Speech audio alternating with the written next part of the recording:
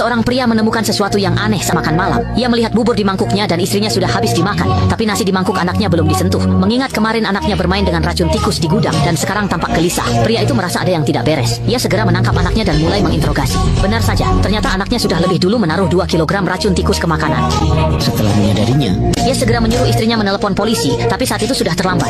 Kabel telepon sudah dipotong putranya. Detik berikutnya, pria itu merasakan sakit hebat di perut. Belum sempat istrinya bereaksi, mulut pria itu memuntahkan darah hitam.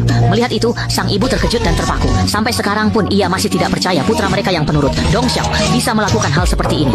Setelah itu, tanpa berkata apa-apa, sang ibu mencabut pisau jagal dan secepat kilat mengejar putranya. Namun, setelah susah payah menangkap putranya, tiba-tiba ia merasakan sakit luar biasa. Melihat itu, putranya menendang hingga ia jatuh dari tangga. Saat berguling, sang ibu tertusuk pisau di jantung dan langsung berhenti bernapas. Peter melakukan ini hanya demi mendapatkan kunci kamar utama orang tuanya.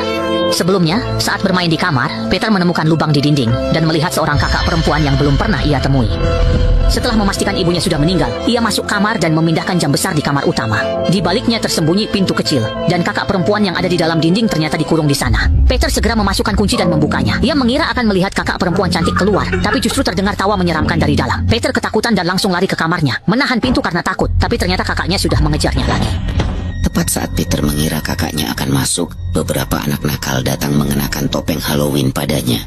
Mereka mengetuk pintu rumah untuk meminta permen, dipimpin oleh anak laki-laki yang sering membuli Peter di sekolah. Saat beberapa dari mereka hendak membuka pintu utama tiba-tiba terbuka sendiri tanpa suara. Keempat anak itu langsung masuk tanpa ragu, tidak sadar bahwa mimpi buruk menanti. Begitu masuk, mereka merusak barang-barang tanpa tahu ada orang lain di dalam rumah.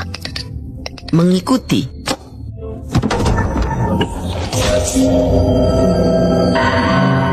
Dengan teriakan, 3 orang lain juga dibunuh satu persatu oleh kakaknya. Saat itu Peter sadar yang disebut kakak perempuannya bukan gadis kecil menyedihkan, melainkan monster penuh kekerasan dan darah. Orang tuanya memang pernah memenjarakannya, tapi sudah terlambat untuk mengerti. Setelah mudah mengalahkan mereka, kakaknya perlahan merangkak ke kamar Peter dengan postur aneh. Dia menurunkan rambut panjangnya 2,5 tahun belum dicuci bicara hidup dengan adik laki-lakinya.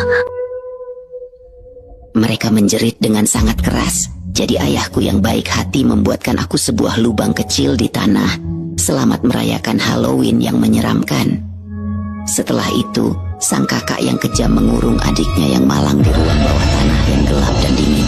Roda nasib berputar. Kini giliran adik laki-laki ini yang hidupnya lebih buruk dari mati. Sementara itu, guru yang sebelumnya ditelepon Peter merasa ada yang aneh. Jadi dia datang ke rumah Peter. Begitu masuk, dia melihat lantai penuh bangkai serigala, membuatnya ketakutan dan buru-buru mengeluarkan ponsel untuk menelepon polisi. Namun, saat itu guru itu ketakutan dan segera merangkak ke depan. Dia belum pernah melihat makhluk seperti itu. Tapi saat berlari ke pintu, dia mendapati pintu utama sudah terkunci. Tidak ada cara lain, dia hanya bisa berteriak memanggil Peter. Peter yang dikurung di ruang bawah tanah langsung berteriak agar guru itu lari. Tapi sebagai guru, dia tak mungkin meninggalkan anak. Dia mengikuti suara itu mencari Peter, namun malah melihat tangan kecil perlahan muncul dari dinding kamar tidur.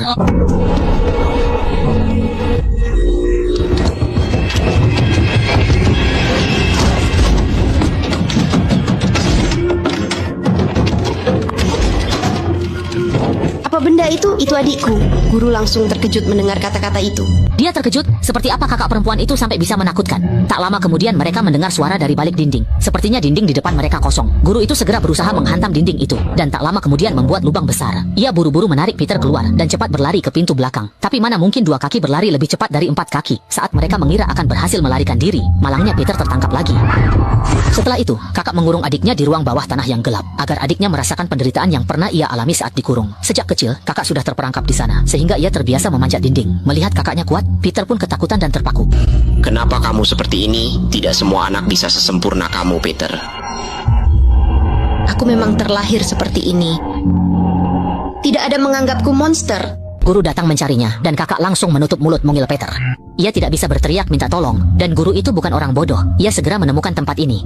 Hati-hati, ia membawa tongkat besi dan mendekati sudut ruangan. Saat itu, kakak melompat keluar dari ruang bawah tanah, mencakar wajah guru itu. Kakak merangkak ke hadapannya, melihat gadis cantik di depannya. Guru itu memalingkan wajah dengan tidak nyaman. Kakak paham arti tatapan itu. Ia mengangkat cakarnya, siap mencungkil mata guru itu. Namun, saat itu, ternyata Peter di bawah yang memegang kepala kakaknya, sehingga berhasil menyelamatkan nyawa guru itu tepat waktu. Peter memanfaatkan kesempatan itu untuk memanjat ke atas dengan menarik rambut kakaknya. Melihat kakaknya hampir bangkit, Peter memberi isyarat ke guru agar cepat bertindak. Guru itu langsung mengambil tongkat besi di lantai dan memukulkannya ke pinggang kakaknya. Tak lama, organ dalamnya keluar, membuat kakaknya kesakitan dan berguling ke sudut ruangan. Namun Namun, belum 2 detik dia sudah pulih dan kembali memanjat ke atas. Melihat itu, Peter buru-buru menarik rantai besi, menurunkan jeruji dan segera mengunci saklar. Melihat dirinya kembali dikurung keluarganya sendiri, sang kakak tak punya pilihan selain mengulurkan tangan kecilnya yang menyedihkan untuk mendapat simpati adiknya.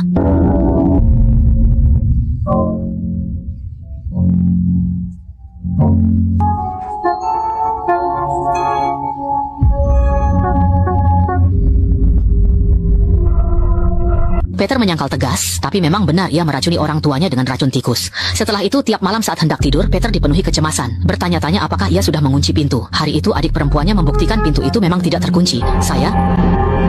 Aku akan selalu bersamamu.